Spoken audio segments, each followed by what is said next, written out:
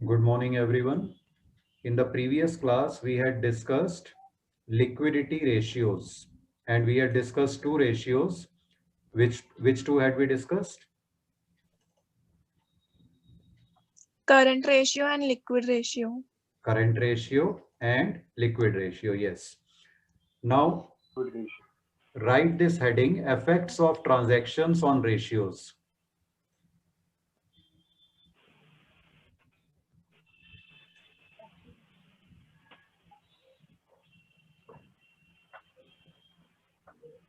Sometimes in the question, we are given a ratio and we are given a transaction, and then we are asked what will be the effect of this transaction on this ratio.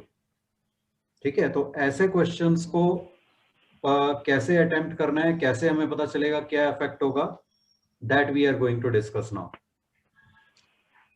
Whenever such a question is given, first of all think of the journal entry of the transaction given, and then think what will be the impact of that transaction on the numerator and denominator of the ratio. ठीक है, first point लिखो इस heading में. अब if a transaction does not affect the numerator and denominator, the ratio remains same. Yes, Aradhya. The screen was not visible. Now Is it's it visible now? Yes, sir. Okay. So first point, if a transaction does not affect numerator and denominator, ratio remains same. अगर transaction का numerator denominator दोनों में से किसी पे भी कुछ effect ही नहीं हो रहा, तो ऑब्वियसली रेशियो सेम रहेगा. क्लियर? Yes, sir. लिख लिया यहां तक? Yes, sir. Okay. Second point, if a transaction affects sub point A only numerator or numerator proportionately more than denominator, तो इसका मतलब मेन जो चेंज आ रहा है वो न्यूमरेटर में आ रहा है. तो न्यूमरेटर इंक्रीज होने से ratio will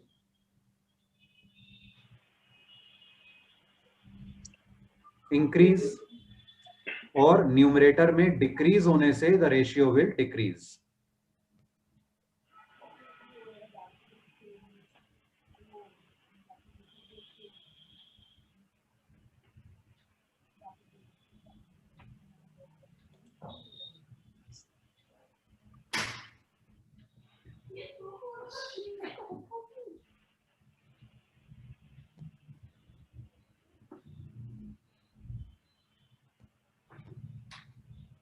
Written? Yes, sir. B point, if the transaction affects only denominator, numerator पे कोई effect हो ही नहीं रहा, और denominator proportionately more than numerator, मतलब डिनोमिनेटर और न्यूमरेटर पे इफेक्ट तो हो रहा है पर डिनोमिनेटर में इफेक्ट प्रोपोर्शनेटली ज्यादा है, देन डिनोमिनेटर के ऑपोजिट चलता है, हमें पता है ratio. So increase in denominator will lead to decrease in ratio, and decrease in denominator will lead to increase in ratio.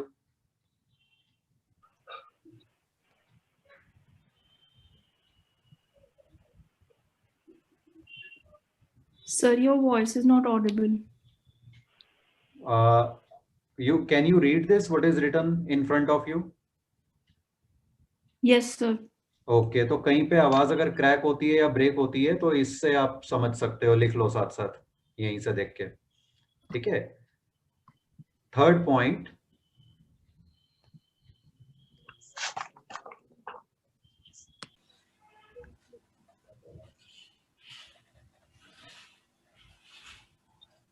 एक बार क्विकली रिवाइज करते हैं. अभी तक हमने क्या लिखा? अगर दोनों न्यूमरेटर डिनोमिनेटर सेम अमाउंट से सेम डायरेक्शन में चेंज हो रहे हैं, एग्जिस्टिंग रेशियो अगर 1:1 था तो रेशियो पे कोई इफेक्ट नहीं आएगा.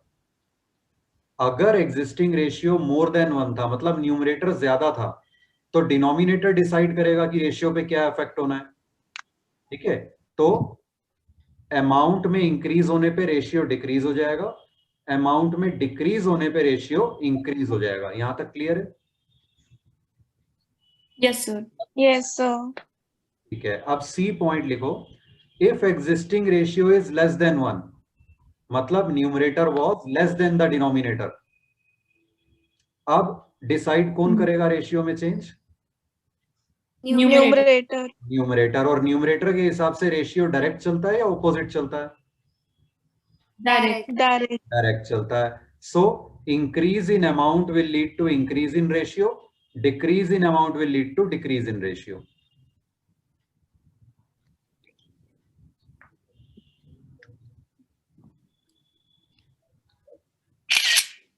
क्लियर? Yes, sir. यस हाँ। सर। लिख लिया ये? Yes sir. अब एक इलस्ट्रेशन देखते हैं इसे समझने के लिए, साथ साथ आप लिखते जाना।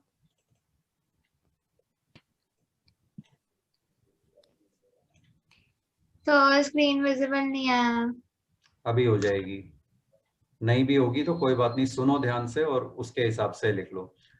The question says state the effect of following transactions on current ratio if the existing ratio is 2:1, A part, B part existing ratio is 1:1, and C part existing ratio is 1:2. Is the screen visible now? Yes, sir. Yes sir. Okay, good. तो इस तरह का एक table बना लो transaction, और फिर आगे लिख लो सॉल्यूशन करके existing ratio 2:1, second next column 1:1, last column 1:2।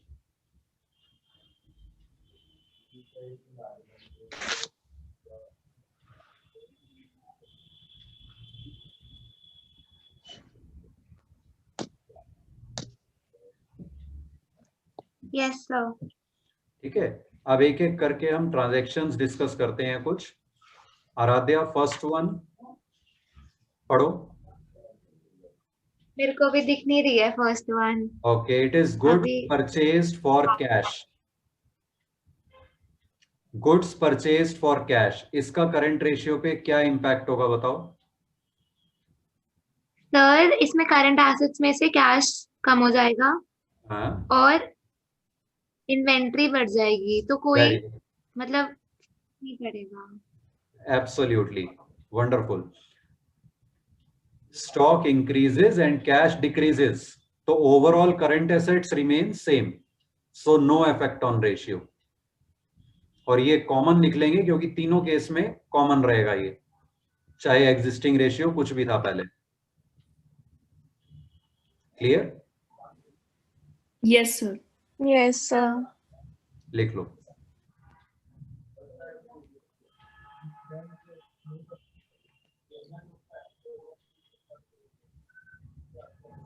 Yes, sir. दिया next one, sale of goods costing ₹10,000 for ₹12,000। Sir inventories 10,000 से कम होगी हाँ, और कैश 12,000 से बढ़ेगा, हाँ, तो करंट एसेट 2,000 से बढ़ जाएंगे। Very good. तो ratio? Will increase. yes, stock decreases by 10,000 but cash increases by ₹12,000, so net 2,000 rupees का increase है current assets में, so ratio will increase। तो मेरे को ये समझ नहीं आया। आराध्या 10,000 रुपए के गुड सेल हुए तो स्टॉक कितने से कम हो गया? सर 10,000। और बिके हैं वो 12,000 में, तो कैश कितना आया? 12,000। 10,000 का स्टॉक कम हुआ, 12,000 का कैश बढ़ गया, तो ओवरऑल करंट एसेट्स पर क्या इंपैक्ट आया? 2,000 इंक्रीज। तो रेशियो? सर मैं ये पूछ रही कि जैसे जब एग्जिस्टिंग रेशियो 2:1 है, हाँ तब तो हम अरे नहीं आ गया समझ। हाँ, इसमें फर्क ही नहीं पड़ेगा एग्जिस्टिंग रेशियो क्या था, हर केस में इंक्रीज ही होगा।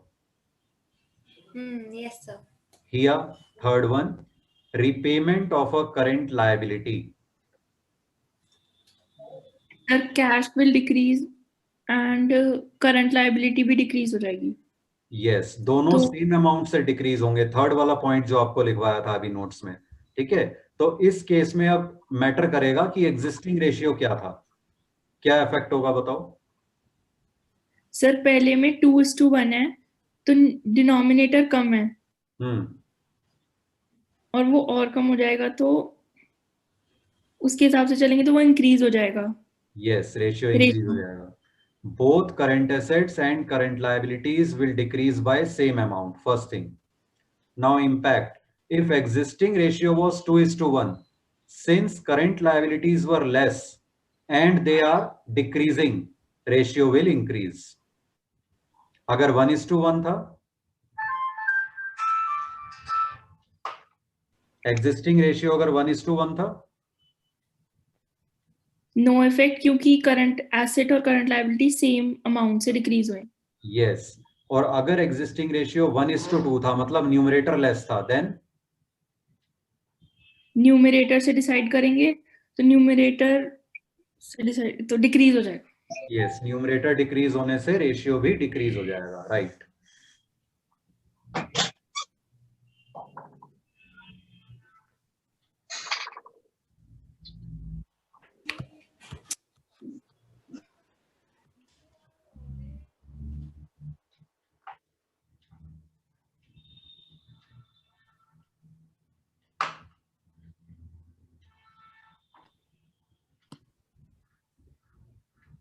Yes sir. Next one, दिया, sale of machinery of rupees 20,000 book value for rupees 18,000.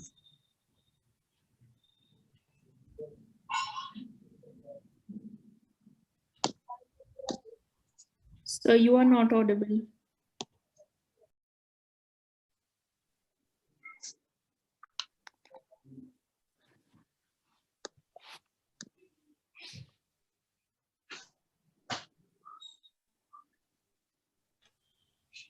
Sale of machinery of rupees 20,000 book value for rupees 18,000. दिया, सर मशीनरी फिक्स्ड एसेट है तो उसका कोई इफेक्ट नहीं होगा और हमारे पास कैश इंक्रीज हो रहा है 18,000 तो ratio will increase. right. Machinery is fixed asset, but cash or bank will increase by rupees 18,000, so ratio will increase.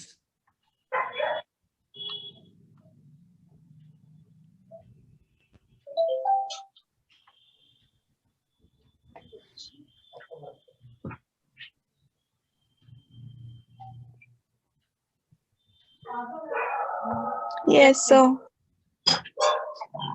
Next one, here.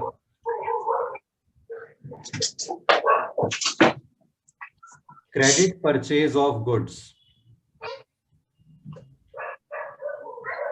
Yes sir, तो इससे सर करंट लायबिलिटीज इंक्रीज हो जाएंगी और stock भी इंक्रीज हो जाएगा।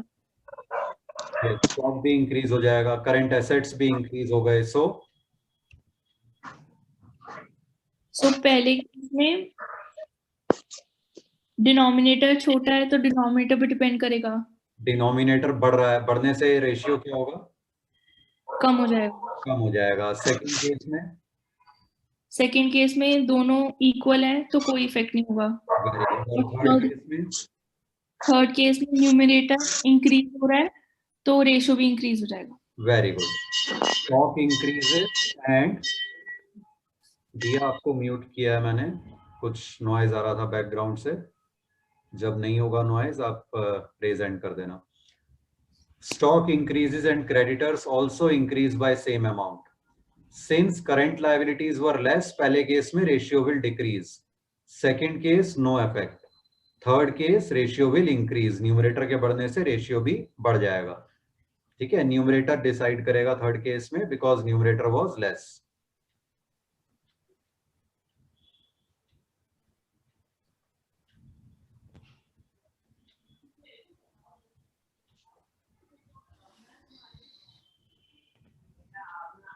Yes sir. ठीक है, Aaradhya next one. Sir, question is not visible. Dividend payment. Sir dividend payment से हमारी कैश कम हो गया यस, और creditors current maturity of long term debt current liability कम हो गई। नहीं, dividend current maturity of long term debt नहीं होता, डिविडेंड कोई डेट थोड़ी होता है। हाँ यस सर। तो डिविडेंड करंट लायबिलिटी होता है, डिविडेंड पेबल जब डिक्लेयर होता है तो डिविडेंड पेबल अकाउंट एक बन जाता है करंट लायबिलिटी। तो करंट लायबिलिटी भी कम हो गई और करंट एसेट्स में से कैश या बैंक बैलेंस भी लेस हो गया। Effect on ratio. Sir existing ratio increase हो जाएगा। ओके, और मतलब 2:1 वाला 1:1 पे नो इफेक्ट और 1:2 डिक्रीज। Absolutely right. अब समझ गए हो तुम इस चीज को, कॉन्सेप्ट को अच्छे से। So dividend payable and cash और bank will decrease by same amount. First case में ratio will increase because, sir ये हाँ बोलो। डिविडेंड पेबल वो है ना जो मतलब वो कर रहा था आपने प्रपोज डिविडेंड फिर yes dividend payable. Yes, exactly वही है जो कंपनी के प्रॉफिट में से जितना हिस्सा शेयर होल्डर्स में डिस्ट्रीब्यूट किया जाता है। Yes sir. सेकंड केस में नो इफेक्ट, थर्ड केस में ratio will decrease.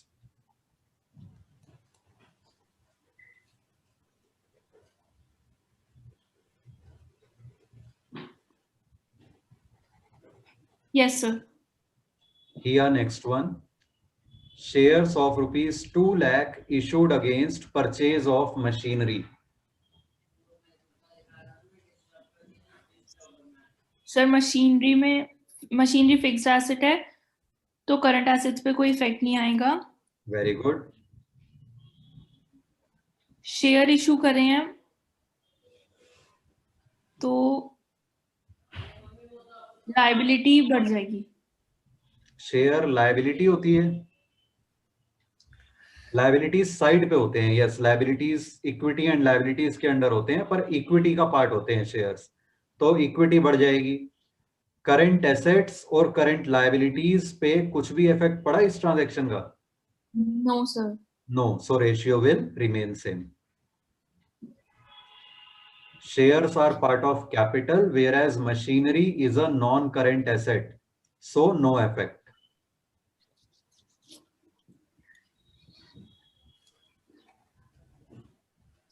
Yes, sir. Aradhya, next one. Redemption of debentures. Sir इससे हमारा कैश कम हो गया और करंट लायबिलिटी कम हो गई। Very good. करंट लायबिलिटी कौन सी? वो टर्म याद नहीं आ रहा बट अभी तुमने बोला था पहले, current मैच्योरिटीज of long term date. Yes, जिस साल डिबेंचर्स रिडीम होने होते हैं उससे पहले वाली 31 मार्च को बैलेंस शीट में उन्हें नॉन करंट लायबिलिटी से शिफ्ट कर दिया जाता है करंट लायबिलिटी में, under the sub heading current मैच्योरिटीज of long term date. तो करंट लायबिलिटी भी कम हो रही है और करंट एसेट भी कम हो रहे हैं सेम अमाउंट से। इफेक्ट सर 2:1 वाला रेशियो इंक्रीज, 1:1 में नो इफेक्ट और 1:2 वाला डिक्रीज। Very good. कैश और bank is a current asset and debentures to be redeemed are current liability.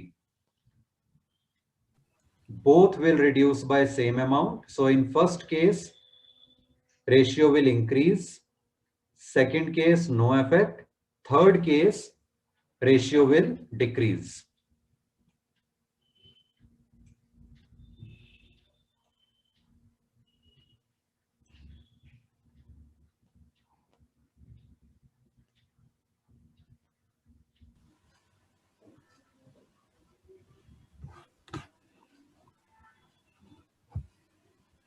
Clear? हाँ जी sir. Here next one, purchase of furniture. Sir furniture fixed asset है तो वो current asset को affect नहीं करेगा। बाकी कैश में पेमेंट करी है तो कैश डिक्रीज हो जाएगा। तो रेशियो डिक्रीज हो जाएगा. Yes. Furniture is a non-current asset, but cash or bank will reduce. Since numerator is reducing, so the ratio will decrease. Yes, sir. Aradhya, last one. Dividend approved in annual general meeting. Sir ये अभी नहीं ये propose dividend to dividend payable वाला है ना? ये proposed था, अब approve हो गया है. तो जब approve हो जाता है तब entry क्या होती है? सर शायद propose dividend to dividend payable liability बढ़ जाएगी. थोड़ी सी ठीक है, थोड़ी सी गलत है. 50% करेक्ट है. टू डिविडेंड पेबल तो होगा. डिविडेंड टू डिविडेंड पेबल नहीं. हिया, do you know? Do you remember? Shareholder dividend payable. नहीं, surplus to dividend payable.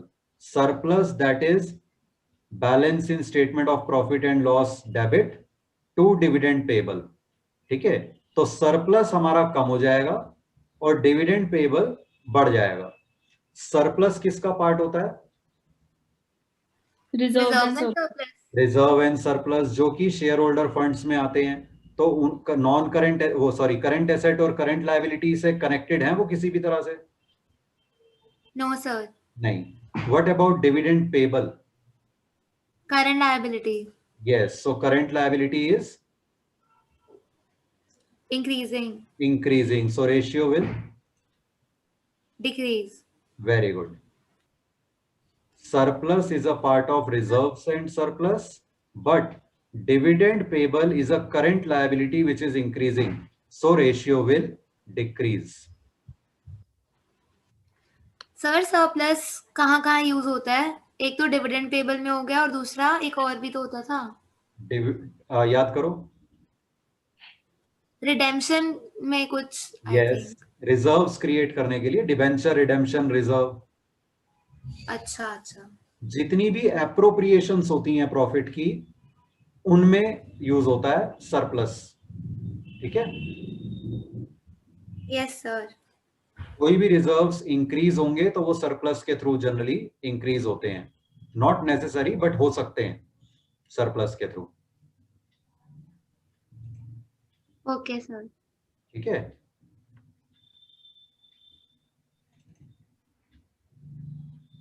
तो ये effects of transactions क्लियर हो गया? Yes, sir. Now you will do questions 1 to 6 from the book. Okay? Okay, Yes. sir. अब ये आप एक बनाओ नोट्स में. बैलेंस शीट इस तरह की बनाओ. देखो, बैलेंस शीट लेफ्ट साइड पे इक्विटी और शेयर होल्डर या शेयर होल्डर्स फंड्स पहली जो हेडिंग होती है, और उसके अंडर दो मेन सब कंपोनेंट्स आ जाते हैं, शेयर कैपिटल और दूसरा रिजर्व्स एंड सरप्लस.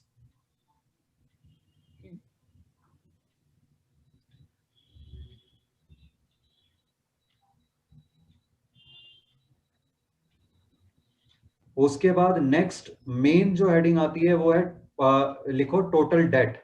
ये हेडिंग नहीं आती, पर ये हम नोट्स के पर्पज से लिख रहे हैं. Share capital, reserves and surplus. फिर टोटल डेट होता है लायबिलिटीज साइड पे, जिसमें आते हैं दो मेन चीजें. एक तो डेट मतलब नॉन करंट लायबिलिटीज, और दूसरा आती है करंट लायबिलिटीज. तो इक्विटी एंड लायबिलिटीज साइड को हम इन चार मेन कंपोनेंट्स में डिवाइड कर सकते हैं. Share capital, reserves and surplus, ये दोनों are part of equity. Then debt and current liabilities both are part of total debt. और एसेट साइड पे हम दो मेन पार्ट्स में डिवाइड कर सकते हैं सारे एसेट्स को, non current assets and current assets.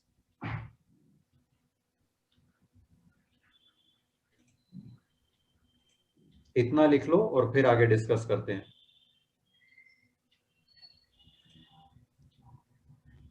Yes, sir. ठीक है.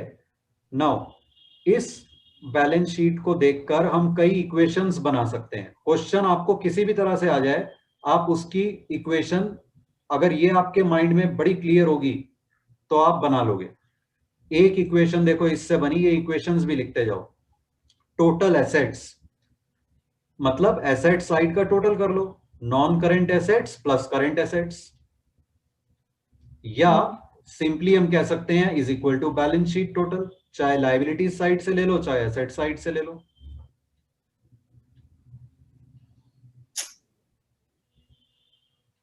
Yes sir. सेकेंड इक्वेशन अब हमारी क्या बनी, equity oblique share holders funds oblique proprietors funds, इन सब का एक ही मतलब है।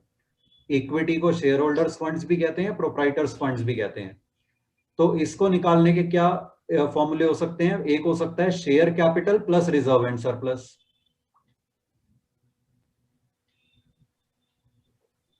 Yes sir. दूसरा हो सकता है टोटल एसेट्स यानी बैलेंस शीट टोटल में से क्या लेस कर दो, total date. Total date less कर दो, यस। और अगर आपको इंडिविजुअली दे रखी हो करंट लायबिलिटीज अलग से नॉन करंट लायबिलिटीज अलग से, उनको अलग अलग लेस कर दो। Yes sir. तीसरी इक्वेशन बनाते हैं कैपिटल एम्प्लॉयड। कैपिटल एम्प्लॉयड क्या होती है कंपनी के इसमें share holders funds plus non current liabilities, यानी इक्विटी तो पूरी की पूरी आ गई, डेट में से सिर्फ नॉन करंट लायबिलिटीज वाला पोर्शन। तो इक्विटी एंड लायबिलिटीज साइड पे जो 4 आइटम्स लिखी हैं, फर्स्ट 3 का टोटल है capital employed. Clear? Yes sir. दूसरा फॉर्मूला इसका क्या हो सकता है, टोटल एसेट्स या टोटल ऑफ बैलेंस शीट में से क्या माइनस कर दो, करंट लायबिलिटीज। यस। और तीसरा फॉर्मूला इसका हो सकता है नॉन करंट एसेट से अगर हम स्टार्ट करें, non current asset plus current asset, ये टोटल एसेट आ जाएगा माइनस करंट Yes. लायबिलिटी। ठीक है, अगर current asset minus current liability को हम क्या कहते हैं, वर्किंग कैपिटल। कैपिटल। तो इसे हम ऐसे भी लिख सकते हैं non current assets plus working capital.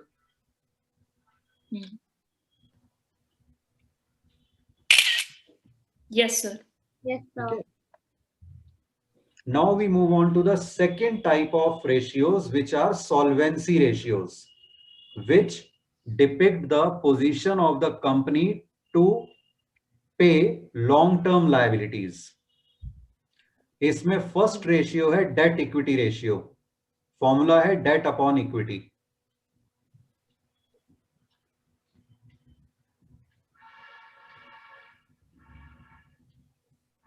Yes sir. बस यहां तक लिख लो। We'll stop over here for today. Further we'll discuss in the next class. Any doubt up to here, anyone? No sir. No sir. Okay, thank you. Sir thank you. हाँ बोलो आराध्या।